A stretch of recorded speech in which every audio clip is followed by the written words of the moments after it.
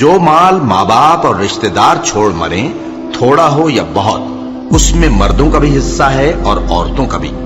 یہ حصے اللہ کے مقرر کیے ہوئے ہیں۔ اور جب میراث کی تقسیم کے وقت غیر وارث رشتہ دار اور یتیم اور نادار لوگ آ جائیں تو ان کو بھی اس میں سے کچھ دے دو اور ان سے معقول بات کہو۔ اور ایسے لوگوں کو ڈرنا چاہیے جو ایسی حالت میں ہوں کہ اپنے بعد ننھے بچے چھوڑ جائیں اور ان کو ان کی نسبت خوف ہو کہ ہمارے مرنے کے بعد ان بیچاروں کا کیا ہوگا۔ پس چاہیے کہ یہ لوگ اللہ سے ڈریں اور درست بات کہیں۔ جو لوگ یتیموں کا مال ناجائز طور پر کھاتے ہیں وہ اپنے پیٹ میں آگ بھرتے ہیں اور ضرور دوزخ میں ڈالے جائیں گے۔ اللہ تمہاری اولاد کے بارے میں تم کو ارشاد فرماتا ہے کہ ایک لڑکے کا حصہ 2 لڑکیوں کے حصے کے برابر ہے، اور اگر اولاد میت صرف لڑکیاں ہی ہوں یعنی 2 یا 2 سے زیادہ تو کل ترکے میں ان کا 2/3 ہے، اور اگر صرف ایک لڑکی ہو تو اس کا نصف ہے، اور میت کے ماں باپ کا یعنی دونوں میں سے ہر ایک کا ترکے میں 6واں حصہ ہے، بشرطے کہ میت کی اولاد ہو۔ اور اگر اولاد نہ ہو اور صرف ماں باپ ہی اس کے وارث ہوں تو 1/3 ماں کا حصہ ہے، اور اگر میت کے بھائی بھی ہوں تو ماں کا 6واں حصہ ہوگا۔ اور یہ تقسیم ترکہ میت کی وصیت کی تعمیل کے بعد جو اس نے کی ہو یا قرض کے ادا ہونے کے بعد جو اس کے ذمے ہو عمل میں آئے گی۔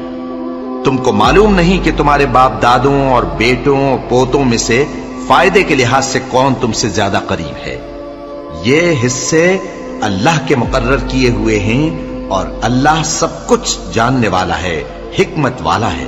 اور جو مال تمہاری بیویاں چھوڑ مریں اگر ان کی اولاد نہ ہو تو اس میں سے نصف تمہارا ہے، پھر اگر ان کی اولاد ہو تو ترکے میں تمہارا حصہ 1/4 ہے، لیکن یہ تقسیم وصیت کی تعمیل کے بعد جو انہوں نے کی ہو یا قرض کے ادا ہونے کے بعد جو ان کے ذمے ہو کی جائے گی۔ اور جو مال تم مرد چھوڑ مرو اگر تمہاری اولاد نہ ہو تو تمہاری بیویوں کا اس میں 1/4 حصہ ہے، پھر اگر تمہاری اولاد ہو تو ان کا 8واں حصہ ہے۔ یہ حصے تمہاری وصیت کی تعمیل کے بعد جو تم نے کی ہو اور ادائے قرض کے بعد تقسیم کیے جائیں گے۔ اور اگر ایسے مرد یا عورت کی میراث ہو جس کے نہ باپ ہو نہ بیٹا مگر اس کے بھائی یا بہن ہو تو ان میں سے ہر ایک کا 6واں حصہ ہے، اور اگر ایک سے زیادہ ہوں تو سب 1/3 میں شریک ہوں گے۔ یہ حصے بھی بعد ادائے وصیت و قرض بشرطے کہ ان سے میت نے کسی کا نقصان نہ کیا ہو تقسیم کیے جائیں گے۔ یہ اللہ کا فرمان ہے اور اللہ نہایت علم والا ہے، بردبار ہے۔ یہ تمام احکام اللہ کی حدیں ہیں، اور جو شخص اللہ اور اس کے پیغمبر کی فرما برداری کرے گا اللہ اس کو بہشتوں میں داخل کرے گا جن میں نہریں بہ رہی ہیں، وہ ان میں ہمیشہ رہیں گے، اور یہ بڑی کامیابی ہے۔